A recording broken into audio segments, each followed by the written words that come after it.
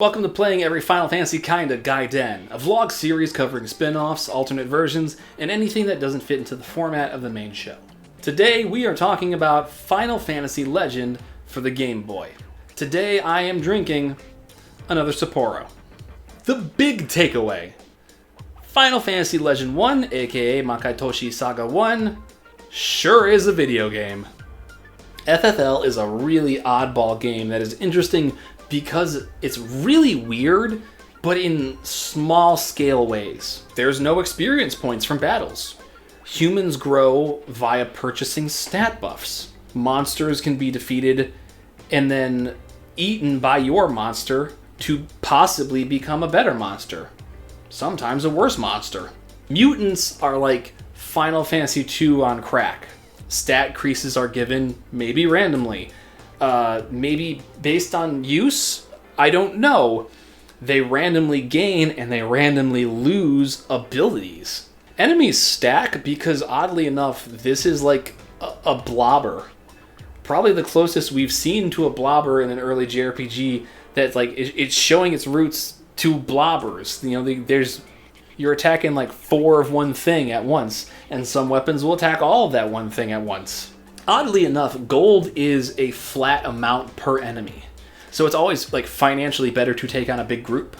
Each character will have 3 lives before they perma-die. So like you can have them die 3 times, and then you need to like revive them somewhere else. And you can purchase additional hearts to give them more of their lives back, which is really hard early on, but towards the end I think you have enough gold to just kind of like, okay, here you go, buddy.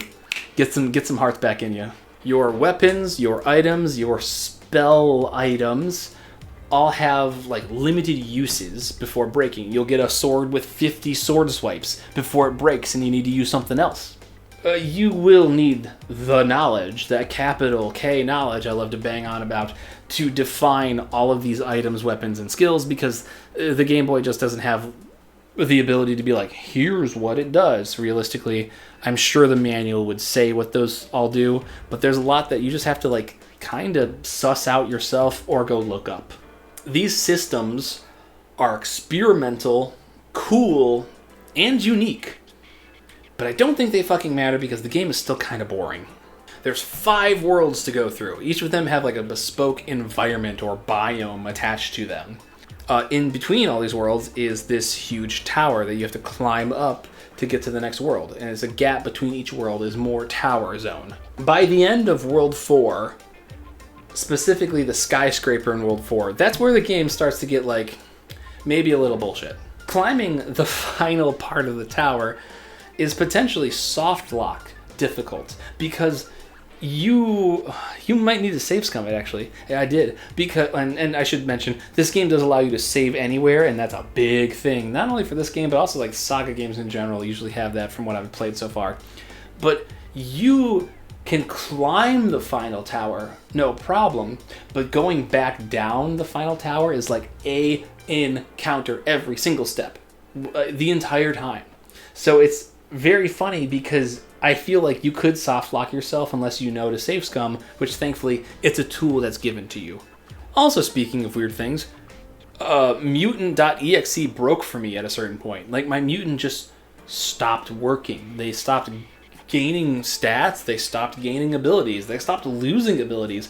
It didn't kick back in until almost like the end of the game. She just kind of like blue screened on me. She was still a working member of my unit, but like the ways that mutants evolve or get stats stopped happening. You can't really grind in this game because there's nothing to grind for. Those stats items that the humans purchase, they only go up to a certain level, really, and then like they stop working and you need to have the next version of them to continue past that. Your monsters, they can't get better than the monsters that are in your area that they can eat.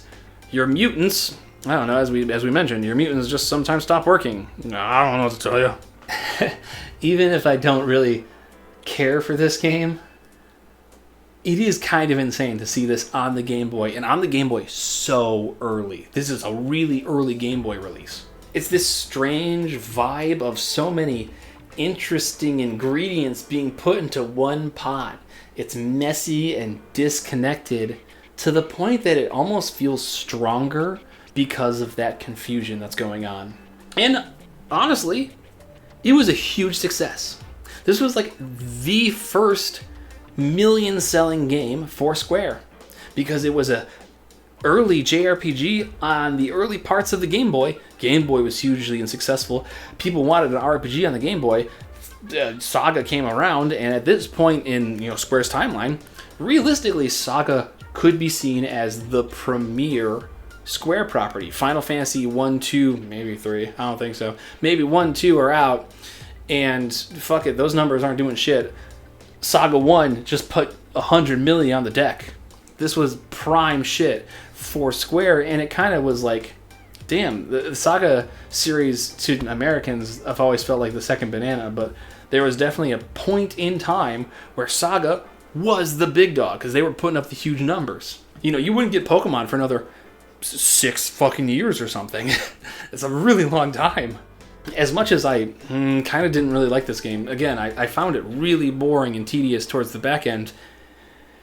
I haven't stopped thinking about it, and that's the mark of maybe not a good game, but a game that sticks with you. It's very impactful. There isn't anything like it because it is so confusing and so weird and just so kind of out to space, just space cadet video game that is still perfectly playable and beatable. But wow, nothing plays like this, man. For good and for bad. And yes, I chainsawed God. As always, be good to each other, explore your creativity. I'll see you next time.